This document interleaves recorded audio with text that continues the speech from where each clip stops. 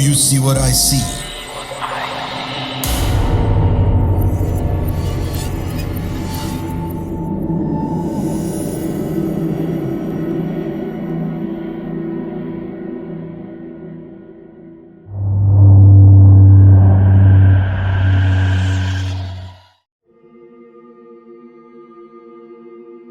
Di sebuah perempatan jalan yang ramai, berdiri sebuah rumah tua yang menyimpan rahasia yang cukup kelam.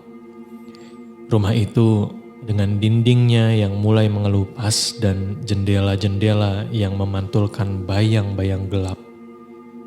Dibeli oleh sebuah keluarga dengan harga yang terlalu murah untuk lokasinya yang strategis, dekat dengan pasar, sekolah, dan masjid.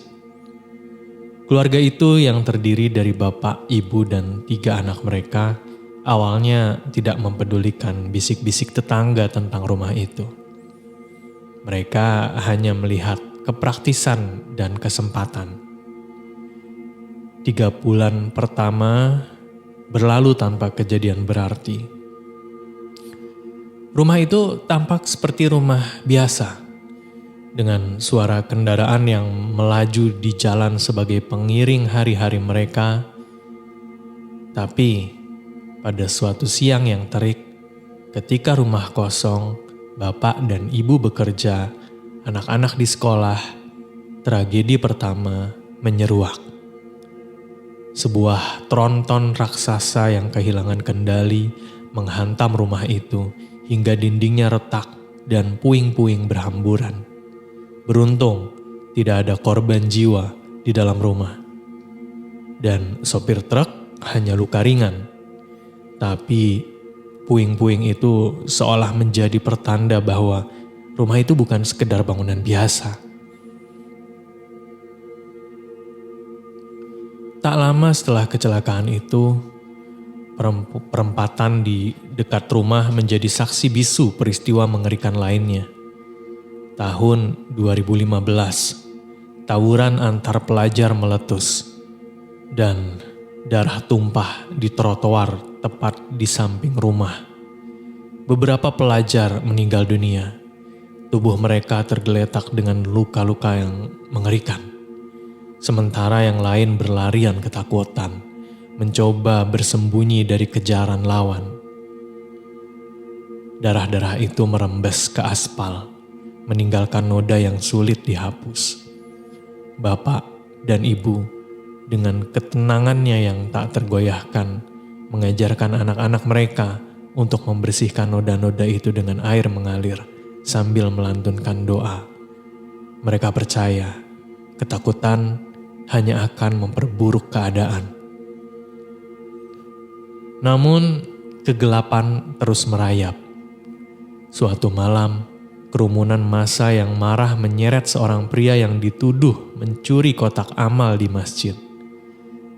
Di depan rumah itu, di bawah sorot lampu yang temaram, pria itu dibakar hidup-hidup.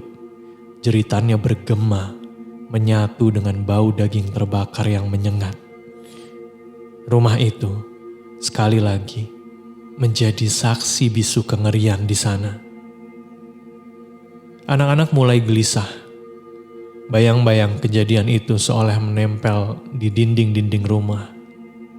Meski bapak dan ibu tetap teguh, mengajarkan mereka untuk berdoa dan membersihkan sisa-sisa tragedi, namun ketakutan mulai menggerogoti hati ketiga anaknya.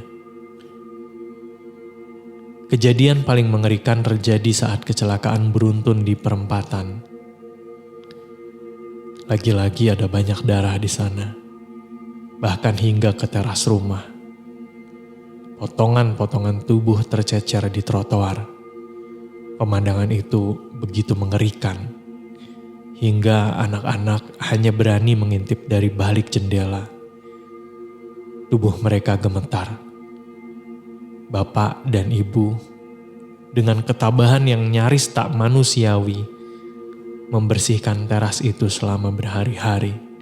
Sementara bau darah masih menyelinap di sela-sela dinding. Di malam-malam berikutnya, hal-hal aneh mulai terjadi. lampu rumah tiba-tiba padam setiap tengah malam. Sebenarnya pemadaman listrik jarang terjadi di daerah itu. Kemudian aroma busuk anyir yang kerap menusuk hidung, seolah darah yang telah dibersihkan masih merembes dari rantai. Lolongan anjing yang panjang dan mengerikan bergema di depan rumah, seolah memanggil sesuatu dari kegelapan. Ketakutan anak-anak semakin menjadi saat mereka mendengar bisik-bisik tentang ritual aneh yang dilakukan oleh sekelompok konten kreator. Malam itu, saat bapak dan ibu menghadiri acara keluarga, anak-anak melihat dari balik gorden, di bawah cahaya lampu sorot, para konten kreator itu memeras jeruk nipis ke noda-noda darah di trotoar. Sisa-sisa kecelakaan yang belum sepenuhnya bersih. Kakak tertua yang usianya kurang lebih duduk di bangku SMP dengan suara bergetar berbisik dengan mitos bahwa jeruk nipis dapat membangkitkan arwah. Adik-adiknya menyangkal mengingat pelajaran agama di sekolah bahwa arwah itu tidak gentayangan, hanya jin yang menyamar. Tapi sejak malam itu, rumah tak lagi sama. Bayang-bayang gelap bergerak di pantulan kaca kamar mandi. Sosok-sosok dengan tubuh terburai dan tangan meraih seolah meminta tolong. Belum lagi suara langkah berat yang kerap terdengar di lorong saat malam semakin pekat. Anak-anak kini mulai tidur bersama di satu kamar karena ketakutan. Sering terbangun oleh bisikan yang tak jelas asalnya. Bahkan di siang hari, mereka merasa diperhatikan oleh sesuatu yang tak kasat mata. Sesuatu yang dingin dan terasa penuh dendam. Anak-anak ini memohon kepada bapak dan ibunya untuk memanggil tokoh agama atau ustadz. Setelah ustadz datang, dilakukan ruqyah, rumah itu terasa tenang. Tapi rasanya hanya sementara. Dingin, hening, seperti tak pernah disentuh kegelapan. Hingga akhirnya ketenangan itu rapuh. Kejadian-kejadian mengerikan kembali muncul. Kali ini suara tangisan di malam hari. Lagi-lagi bayangan melintas di cermin. Dan lagi-lagi bau darah yang tak pernah hilang.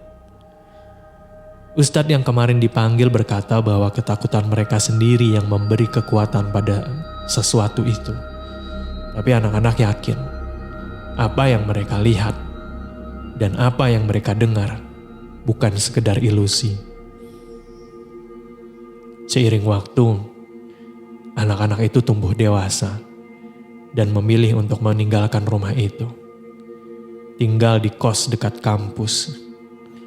Meski mereka jarang pulang, cerita tentang rumah perempatan itu terus menghantui.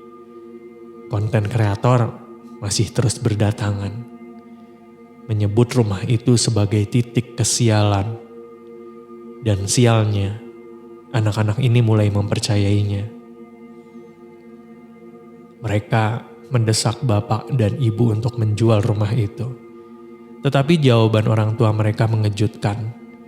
Dengan senyum misterius, bapak berkata bahwa rumah itu tak akan dijual.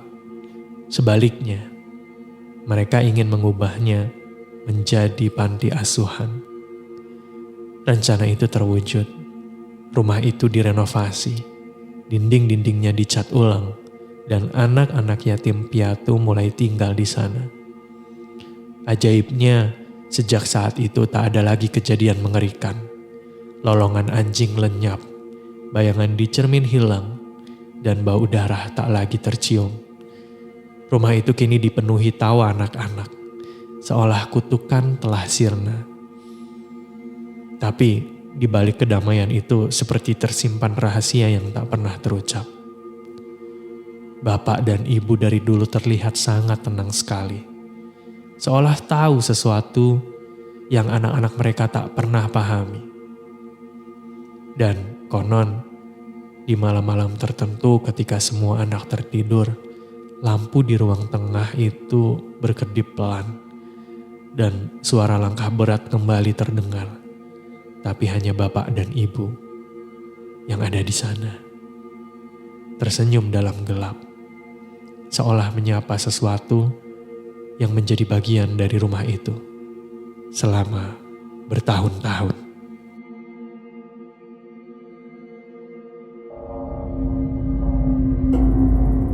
Kamu punya pengalaman horor?